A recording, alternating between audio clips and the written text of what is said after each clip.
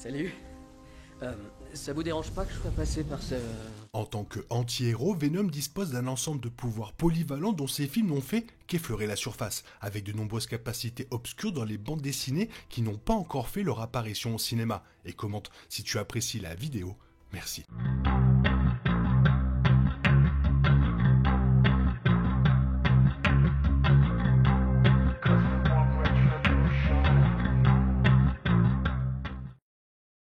Apparu pour la première fois sur grand écran dans le final de la trilogie Spider-Man de Sam Raimi en 2007, Venom a depuis dirigé sa propre série de films solo dans l'univers des spin-offs de Sony, Spider-Man. Puissant protecteur mortel, rares sont les individus dotés de pouvoirs qui peuvent réellement causer des ennuis à Venom. Les films mettant en vedette Venom ont jusqu'à présent tiré parti des avantages évidents de la biologie de son symbiote, notamment sa super force, sa durabilité, ainsi que la génération et le contrôle d'appendices polyvalents ressemblant à des tentacules. Venom de 2007 a également bénéficié du temps passé par le symbiote attaché à Spider-Man, y compris avec les toiles et s'accrocher au mur, volonté qui manque à la version de Tom Hardy, ainsi que l'avantage de ne pas déclencher le Spider-Sense. Bien sûr, les bandes dessinées n'ont jamais peur d'en faire plus avec les applications de ce qui peut commencer comme un ensemble limité de pouvoirs conduisant à des exploits fous que les films n'ont jamais tentés. La vulnérabilité de Venom aux formes conventionnelles de dégâts est bien connue dans les films, avec le protecteur mortel de Tom Hardy ignorant les tirs de fusil de chasse à bout portant comme s'il n'était rien. Mais l'anti-héros parasitaire est également bien protégé contre les formes plus ésotériques de dommages causés par des environnements extrêmes, peut-être en raison de l'origine du symbiote en tant qu'extraterrestre spatial. Eddie Brock n'a pas besoin d'air dans les bandes dessinées tant que Venom lui est lié, car sa peau fournit directement de l'oxygène avec le sang.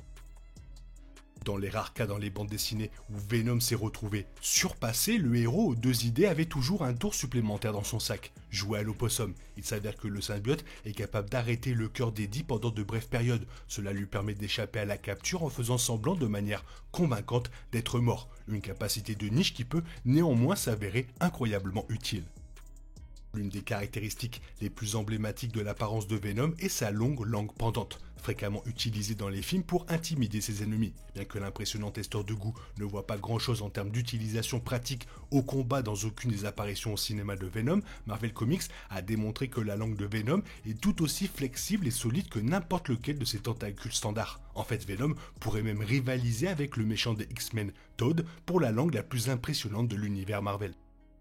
Les capacités de changement de forme de Venom sont bien documentées dans les films, tirant parti de la forme amorphe du symbiote pour créer une variété d'appendices et de formes pour la mission à accomplir. Dans les bandes dessinées, ce changement de forme s'étend à la couleur et à la texture, plutôt qu'à une seule forme. En utilisant Venom, Eddie est capable de se déguiser sans effort, en imitant différents tons de peau, visage et vêtements, en utilisant le pouvoir du symbiote.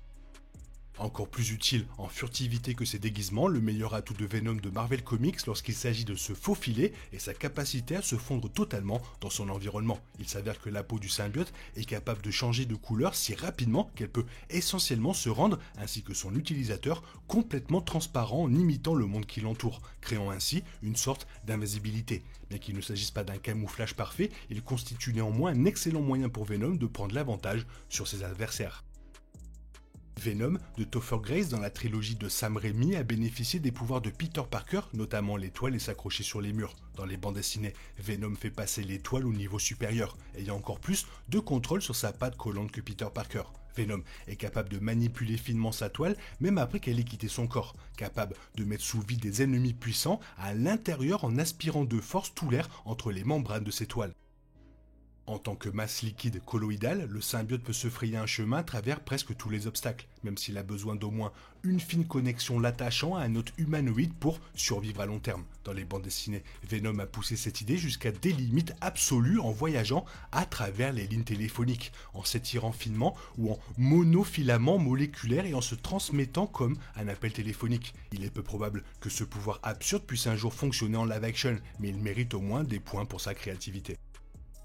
Si voyager via des lignes téléphoniques est un moyen douteux, mais techniquement valable pour Venom de se transmettre technologiquement, ses pouvoirs de projection numérique virent au domaine de la pure fantaisie. D'une manière ou d'une autre, il semble que Venom soit capable de manifester une version numérique de lui-même en entrant dans le système au niveau moléculaire. Relique évidente de la faible compréhension des premiers internets par les bandes dessinées des années 90, il est peu probable que ce pouvoir hilarant et bizarre soit même pris en compte pour les films Venom, relativement granuleux.